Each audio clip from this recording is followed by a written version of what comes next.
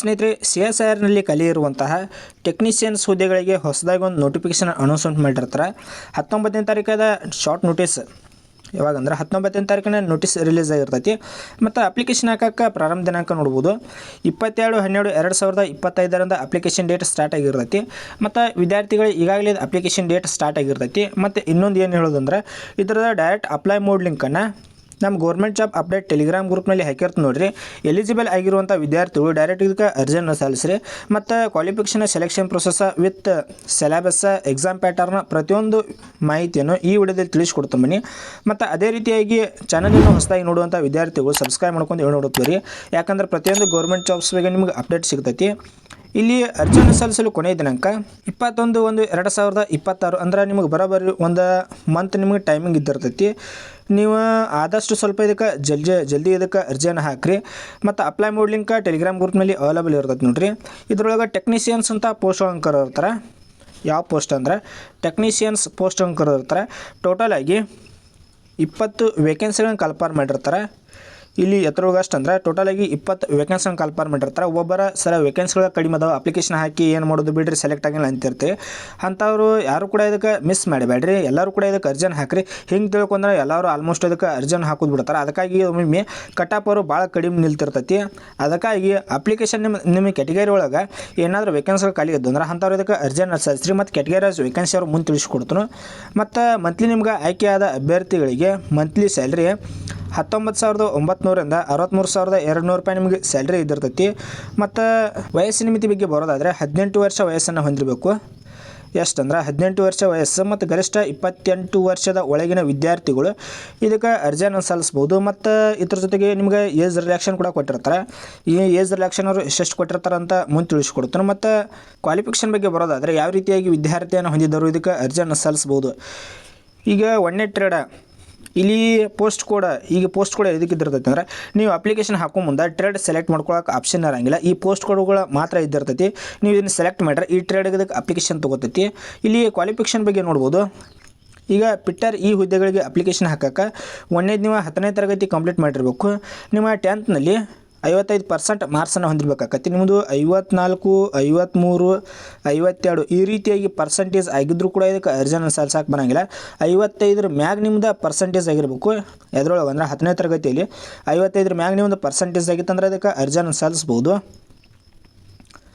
ಇದ್ರ ಜೊತೆಗೆ ನಿಮ್ಮದು ITI ಕಂಪ್ಲೀಟ್ ಮಾಡಿರಬೇಕಾಗತ್ತೆ ಪಿಟ್ಟರ್ನಲ್ಲಿ. ಈಗ 10ನೇ ತರಗತಿ ಕಂಪ್ಲೀಟ್ ಮಾಡಿರಬೇಕು. ಮತ್ತು ITIದಲ್ಲಿ ಪಿಟ್ಟರ್ ಕಂಪ್ಲೀಟ್ ಮಾಡಿದ್ರಿ ಅಂದ್ರೆ ಇದಕ್ಕೆ ಅರ್ಜಿಯನ್ನು ಸಲ್ಲಿಸ್ಬೋದು. ಇದೇನರ ನಿಮ್ಮದು ಕ್ವಾಲಿಫಿಕೇಷನ್ ಆಗದೇ ಇದ್ದಲ್ಲಿ ಈ 2ನೇ ಕ್ವಾಲಿಫಿಕೇಷನ್ ಕೊಟ್ಟಿರ್ತಾರೆ. ಈಗ 10ನೇ ತರಗತಿ ಕಂಪ್ಲೀಟ್ ಮಾಡಿರಬೇಕು. ಇದರೊಳಗೆ 55% ಮಾರ್ಕ್ಸನ್ನು ಹೊಂದಿರಬೇಕಾಗತ್ತೆ. ಮತ್ತು 2 ವರ್ಷ ಎಕ್ಸ್ಪೀರಿಯನ್ಸನ್ನು ಹೊಂದಿರಬೇಕು. 10ನೇ ತರಗತಿ ಮತ್ತು 2 ವರ್ಷ ಎಕ್ಸ್ಪೀರಿಯನ್ಸನ್ನು ಹೊಂದಿದ್ರು ಅಂದರೆ ಇದಕ್ಕೆ ಅರ್ಜಿಯನ್ನು ಸಲ್ಲಿಸ್ಬೋದು. ಇದು ನಿಮ್ಮದು ಕ್ವಾಲಿಫಿಕೇಷನ್ ಆಗದೇ ಇದ್ದಲ್ಲಿ 3ನೇ ಕ್ವಾಲಿಫಿಕೇಷನ್ 10ನೇ ತರಗತಿ ಕಂಪ್ಲೀಟ್ ಮಾಡಿರಬೇಕು. ನೀವು 3 ವರ್ಷ ಎಕ್ಸ್ಪೀರಿಯನ್ಸನ್ನು ಹೊಂದಿರಬೇಕಾಗತ್ತೆ. 3 ವರ್ಷ ನಿಮಗೆ ಎಕ್ಸ್ಪೀರಿಯನ್ಸ್ ಹೊಂದಿದ್ರೆ ಅಂದರೆ ಇದಕ್ಕೆ ಅರ್ಜಿಯನ್ನು ಸಲ್ಲಿಸ್ಬೋದು. ಮತ್ತು ಡಿಸರೇಬಲ್ ಕ್ವಾಲಿಫಿಕೇಷನ್ ಕೊಟ್ಟಿರ್ತಾರೆ. ಇದ್ರ ಡಿಸರೇಬಲ್ ಎಕ್ಸ್ಪೀರಿಯನ್ಸ್ ಕೊಟ್ಟಿರ್ತಾರೆ. ಇದು ನೀವು ನೋಡ್ಕೋಬೋದು. ಇದ್ರೊಳಗೆ ಟೋಟಲಾಗಿ 8 ವೇಕೆನ್ಸಿಗಳನ್ನ ಕಲ್ಪರ್ ಮಾಡಿರ್ತಾರೆ. ಎಷ್ಟಂದ್ರೆ 8 ವೇಕೆನ್ಸಿಗಳನ್ನ ಕಲ್ಪರ್ ಮಾಡಿರ್ತಾರೆ. ಇಲ್ಲಿ PWDನಲ್ಲಿ 2 ವೇಕೆನ್ಸಿಗಳು ಇದ್ದಿರ್ತವೆ. ಮತ್ತು UR ಒಳಗೆ 1 ಮತ್ತು SCಯಲ್ಲಿ 3 ಮತ್ತು STಯಲ್ಲಿ ಯಾವುದೇ ರೀತಿಯಾಗಿ ಕರೆದಿರೋದಿಲ್ಲ. OBCಯಲ್ಲಿ 2 ಟೋಟಲಾಗಿ 8 ವೇಕೆನ್ಸಿಗಳನ್ನ ಕಲ್ಪರ್ ಮಾಡಿರ್ತಾರೆ ಪಿಟ್ಟರ್ನಲ್ಲಿ. ಅದೇ ರೀತಿಯಾಗಿ 2ನೇ ಟ್ರೇಡ್ ನೋಡ್ಬೋದು ಎಲೆಕ್ಟ್ರಿಷಿಯನ್ ಮೆಕ್ಯಾನಿಕ್ ಈ ಹುದ್ದೆಗಳಿಗೆ. ಇದಕ್ಕೂ ಕೂಡ 10ನೇ ತರಗತಿ ಕಂಪ್ಲೀಟ್ ಮಾಡಿರಬೇಕಾಗತ್ತೆ. ನೀವು 55% ಮಾರ್ಕ್ಸನ್ನು ಹೊಂದಿರಬೇಕು. ಅದೇ ರೀತಿಯಾಗಿ ನೀವು ಎಲೆಕ್ಟ್ರಿಷಿಯನ್ ಅಥವಾ ಮೆಕ್ಯಾನಿಕ್ ITIದಲ್ಲಿ ಕಂಪ್ಲೀಟ್ ಮಾಡಿದ್ದೀರಿ ಅಂದರೆ ಇದಕ್ಕೆ ಅರ್ಜಿಯನ್ನು ಸಲ್ಲಿಸ್ಬೋದು. ಯಾವುದಕ್ಕಂದ್ರೆ ಎಲೆಕ್ಟ್ರಿಷಿಯನ್ ಮತ್ತು ಮೆಕ್ಯಾನಿಕ್ ಹುದ್ದೆಗಳಿಗೆ ಅರ್ಜಿಯನ್ನು ಸಲ್ಲಿಸ್ಬೋದು. ನಿಮ್ದು ಏನಾರ ಈ ಕ್ವಾಲಿಫಿಕೇಷನ್ ಆಗದೇ ಇದ್ದಲ್ಲಿ 2ನೇ ಕ್ವಾಲಿಫಿಕೇಷನ್ 10ನೇ ತರಗತಿ ಕಂಪ್ಲೀಟ್ ಮಾಡಿರಬೇಕು. ನೀವು 55% ಮಾರ್ಕ್ಸನ್ನು ಹೊಂದಿರಬೇಕಾಗತ್ತೆ. ಇದ್ರ ಜೊತೆಗೆ 2 ವರ್ಷ ನೀವು ಅಪ್ರೆಂಟಿಸ್ ನೀವು 2 ವರ್ಷ ಅಪ್ರೆಂಟಿಸ್ನಲ್ಲಿ ಟ್ರೈನಿಂಗನ್ನು ಕಂಪ್ಲೀಟ್ ಮಾಡಿರಬೇಕಾಗತ್ತೆ. ಈ ಎಲೆಕ್ಟ್ರಿಷಿಯನ್ ಹುದ್ದೆಗಳಿಗೆ ಅರ್ಜಿಯನ್ನು ಸಲ್ಲಿಸಕ್ಕೆ ಇದು ನಿಮ್ಮದು ಕ್ವಾಲಿಫಿಕೇಷನ್ ಆಗದೇ ಇದ್ದಲ್ಲಿ. ಈಗ 3ನೇ ಕ್ವಾಲಿಫಿಕೇಷನ್ 10ನೇ ತರಗತಿ ಕಂಪ್ಲೀಟ್ ಮಾಡಿರಬೇಕು. ನೀವು 3 ವರ್ಷ ಎಕ್ಸ್ಪೀರಿಯನ್ಸನ್ನು ಹೊಂದಿರಬೇಕಾಗತ್ತೆ. ಇದಕ್ಕೆ 2 ವರ್ಷ, ಇದಕ್ಕೆ 3 ವರ್ಷ ನೀವು ಎಕ್ಸ್ಪೀರಿಯನ್ಸನ್ನು ಹೊಂದಿದ್ರಿ ಅಂದರೆ ಇದಕ್ಕೆ ಅರ್ಜಿಯನ್ನು ಸಲ್ಲಿಸ್ಬೋದು. ಇದರೊಳಗೆ ಟೋಟಲಾಗಿ 5 ವೇಕೆನ್ಸಿಗಳನ್ನು ಕಲ್ಪರ್ ಮಾಡಿರ್ತಾರೆ. ಇಲ್ಲಿ SC ಒಳಗೆ 2, STಯಲ್ಲಿ 1, ಅದೇ ರೀತಿಯಾಗಿ OBCಯಲ್ಲಿ 1, PWDನಲ್ಲಿ 1 ಟೋಟಲಾಗಿ 5 ವೇಕೆನ್ಸಿಗಳನ್ನು ಕಲ್ಪರ್ ಮಾಡಿರ್ತಾರೆ. ಮತ್ತು ಇನ್ನೊಂದು ಏನಂದ್ರೆ ಈ ಥರದ ಅಪ್ಲೈ ಮೋಡ್ ಲಿಂಕನ್ನು ವಿತ್ ಈ PDF ಎರಡೂ ಕೂಡ ನನ್ನ ಟೆಲಿಗ್ರಾಮ್ ಗ್ರೂಪ್ನಲ್ಲಿ ಅವೈಲಬಲ್ ಇರುತ್ತೆ ನೋಡಿರಿ. ಬೇಕಾಗಿತ್ತಂದ್ರೆ ನೀವು ಇನ್ನೊಮ್ಮೆ ಕ್ಯಾಟಗರೈಸ್ ವೇಕೆನ್ಸಿಗಳು ನೋಡ್ಕೋಬೋದು, ಕ್ಯಾಟಗರೈಸ್ ವೇಕೆನ್ಸಿಗಳು ನೋಡ್ಬೋದು.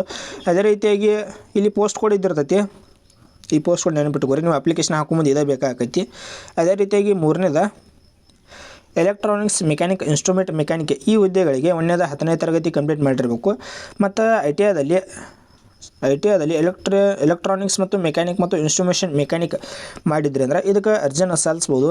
ಇದು ಕ್ವಾಲಿಫಿಕೇಷನ್ ಆಗದೇ ಇದ್ದಲ್ಲಿ. ಎರಡನೇದ 10ನೇ ತರಗತಿ ಕಂಪ್ಲೀಟ್ ಮಾಡಿರಬೇಕು. ನೀವು 2 ವರ್ಷ ಅಪ್ರೆಂಟಿಸ್ ಟ್ರೈನಿಂಗ್ ಕಂಪ್ಲೀಟ್ ಮಾಡಿರ್ಬೇಕಾಕತ್ತಿ. ಎಲೆಕ್ಟ್ರಾನಿಕ್ಸ್ ಮೆಕ್ಯಾನಿಕ್ ಅಥವಾ ಇನ್ಸ್ಟ್ರೂಮೇಷನ್ ಮೆಕ್ಯಾನಿಕ್ದಲ್ಲಿ 2 ವರ್ಷ ನೀವು ಅಪ್ರೆಂಟಿಸ್ ಆಗಿತ್ತಂದ್ರೆ ಕಂಪ್ಲೀಟ್ ಮಾಡಿದ್ರಿ ಅಂದ್ರೆ ಇದಕ್ಕೆ ಅರ್ಜಿಯನ್ನು ಸಲ್ಲಿಸ್ಬೋದು. ಅದೇ ರೀತಿಯಾಗಿ ನಿಮ್ದು ಇದು ಕ್ವಾಲಿಫಿಕೇಷನ್ ಆಗದೇ ಇದ್ದಲ್ಲಿ ಮೂರನೇ ಕ್ವಾಲಿಫಿಕೇಷನ್ 10ನೇ ತರಗತಿ ಕಂಪ್ಲೀಟ್ ಮಾಡಿರಬೇಕು. ಎಷ್ಟಂದ್ರೆ ನೀವು 3 ವರ್ಷ ನೀವು ಎಕ್ಸ್ಪೀರಿಯನ್ಸನ್ನು ಹೊಂದಿರಬೇಕಾಕತ್ತಿ. ಇದ್ರ ಮಗಳ ಕ್ಯಾಟಗರೈಸ್ ನೋಡ್ಬೋದು. ಟೋಟಲ್ ಆಗಿ 6 ವೇಕೆನ್ಸಿಗಳನ್ನು ಕಾಲ್ಫಾರ್ ಮಾಡಿರ್ತಾರೆ. ಮತ್ತು 4ನೇ ಪೋಸ್ಟ್ ಡಿಜಿಟಲ್ ಫೋಟೋಗ್ರಾಫಿ ಈ ಹುದ್ದೆಗಳಿಗೆ ಅರ್ಜಿಯನ್ನು ಸಲ್ಲಿಸಕ್ಕೆ ಅದಕ್ಕಿಂತ ಮೊದಲು ಟೋಟಲ್ ಆಗಿ 1 ವೇಕೆನ್ಸಿ ಅಷ್ಟೇ ಇದ್ದಿರ್ತೈತಿ ಈ ಡಿಜಿಟಲ್ ಫೋಟೋಗ್ರಾಫಿ ಒಳಗೆ. ಇದಕ್ಕೂ ಕೂಡ 10ನೇ ತರಗತಿ ಕಂಪ್ಲೀಟ್ ಮಾಡಿರಬೇಕು. ಇದ್ರ ಜೊತೆಗೆ 55% ಮಾರ್ಕ್ಸನ್ನು ಓವರಾಲ್ ಏನು ಎಲ್ಲ ಸಬ್ಜೆಕ್ಟ್ ಅದಲ್ಲ 10ನೇ ತರಗತಿ ಕಂಪ್ಲೀಟ್ ಮಾಡಿರಬೇಕು. ನೀವು 55% ಮಾರ್ಕ್ಸನ್ನು ಹೊಂದಿರಬೇಕಾಕೈತಿ ಪ್ರತಿಯೊಂದು ಟ್ರೇಡ್ ಅರ್ಜಿ ಸಲ್ಲಿಸಕ್ಕೆ. ಮತ್ತು ITIದಲ್ಲಿ ಡಿಜಿಟಲ್ ಫೋಟೋಗ್ರಾಫಿ ಆಗಿರಬೇಕು. ಯಾವುದಂದ್ರೆ ಟ್ರೇಡ್ ಸರ್ಟಿಫಿಕೇಟನ್ನು ಹೊಂದಿರಬೇಕಾಕೈತಿ. ಡಿಜಿಟಲ್ ಫೋಟೋಗ್ರಾಫಿ ಇದೆ ನೀವು ಇತ್ತಂದ್ರೆ ಇದಕ್ಕೆ ಅರ್ಜಿಯನ್ನು ಸಲ್ಲಿಸ್ಬೋದು. ಅದೇ ರೀತಿಯಾಗಿ ಇದಾಗದೇ ಇದ್ದಲ್ಲಿ 10ನೇ ತರಗತಿ ಕಂಪ್ಲೀಟ್ ಮಾಡಿರಬೇಕು. ಇದಕ್ಕೂ ಕೂಡ 2 ವರ್ಷ ನೀವು ಎಕ್ಸ್ಪೀರಿಯನ್ಸನ್ನು ಹೊಂದಿದ್ರಿ ಅಂದ್ರೆ ಇದಕ್ಕೆ ಅರ್ಜಿಯನ್ನು ಸಲ್ಲಿಸ್ಬೋದು. ಇದು ಕ್ವಾಲಿಫಿಕೇಷನ್ ಆಗದೇ ಇದ್ದಲ್ಲಿ ಮೂರನೇದ 10ನೇ ತರಗತಿ ಕಂಪ್ಲೀಟ್ ಮಾಡಿರಬೇಕು.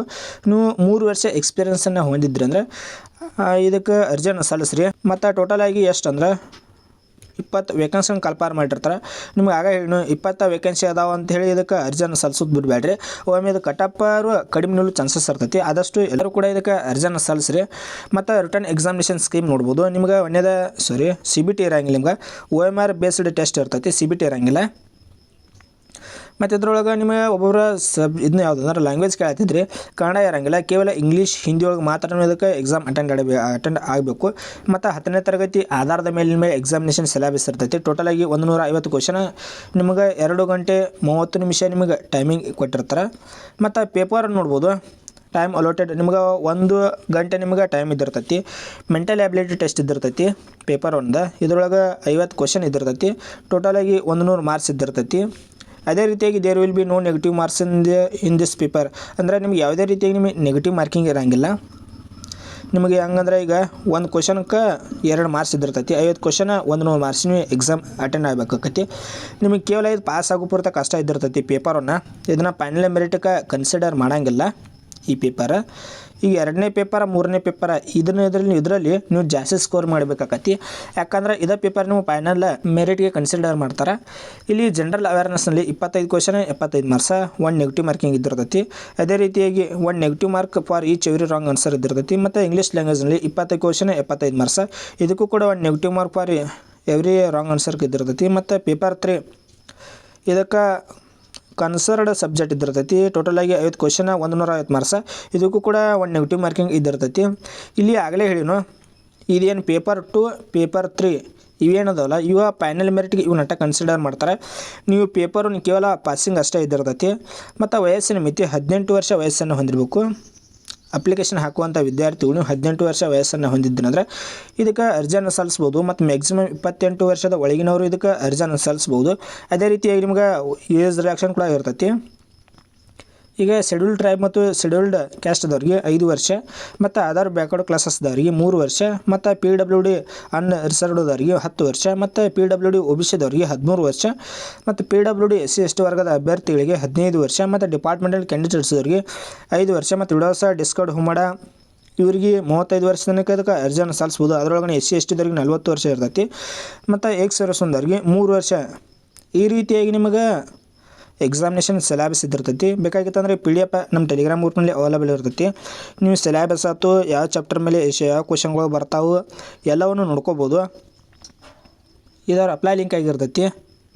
ಮತ್ತು ಇದ್ರ ಜೊತೆಗೆ ಲಾಸ್ಟ್ ಡೇಟ್ ಬಂದುಬಿಟ್ಟು 21/1/2026 ಇದು ಲಾಸ್ಟ್ ಡೇಟ್ ಇದ್ದಿರ್ತೈತಿ. ನೀವು ಆದಷ್ಟು ಸ್ವಲ್ಪ ಜಲ್ದಿ ಇದಕ್ಕೆ ಅರ್ಜಿಯನ್ನು ಹಾಕೋದು ಬರ್ರಿ. ಯಾಕಂದ್ರೆ ಲಾಸ್ಟ್ ಇರ್ತಾ ಇದಕ್ಕೆ ಅರ್ಜಿಯನ್ನು ಸಲ್ಲಿಸೋಕೆ ಬರಬೇಡ್ರಿ. ಒಮ್ಮೆ ಸರ್ವರ್ ಬಿಸಿ ಬಂದುಬಿಡ್ತೈತಿ. ಅದಕ್ಕಾಗಿ ಸ್ವಲ್ಪ ಜಲ್ದಿ ಇದಕ್ಕೆ ಅರ್ಜಿಯನ್ನು ಸಲ್ಲಿಸ್ರಿ. ಮತ್ತು documents to be upload along with online application form. ನೀವು ಯಾವ ಡಾಕ್ಯುಮೆಂಟ್ಸ್ಗಳನ್ನ ಇದಕ್ಕೆ ಅಪ್ಲೋಡ್ ಮಾಡಬೇಕು, ಅದರ ಮಾಹಿತಿ ಕೂಡ ಇದಿರ್ತೈತಿ, ಇಲ್ಲಿ ನೋಡ್ಬೋದು. ಈ ರೀತಿಯಾಗಿ CSIRದ ಸೆಲೆಕ್ಷನ್ ಪ್ರೊಸೆಸ್ ಮತ್ತು ಕ್ವಾಲಿಫಿಕೇಷನ್ ಜೊತೆಗೆ ಇನ್ನಿತರ ಮಾಹಿತಿ ಈ ರೀತಿಯಾಗಿ ಇದ್ದಿರ್ತೈತಿ. ಮತ್ತು ಚಾನಲ್ ಹೊಸದಾಗಿ ನೋಡುವಂಥ ವಿದ್ಯಾರ್ಥಿಗಳು ದಯವಿಟ್ಟು ಸಬ್ಸ್ಕ್ರೈಬ್ ಮಾಡ್ಕೊಂಡು ವಿಡಿಯೋ ನೋಡಿರಿ, ಯಾಕಂದರೆ ಡೈಲಿ ಗೌರ್ಮೆಂಟ್ ಜಾಬ್ಸ್ ಬಗ್ಗೆ ನಿಮಗೆ ಅಪ್ಡೇಟ್ ಸಿಗ್ತೈತಿ.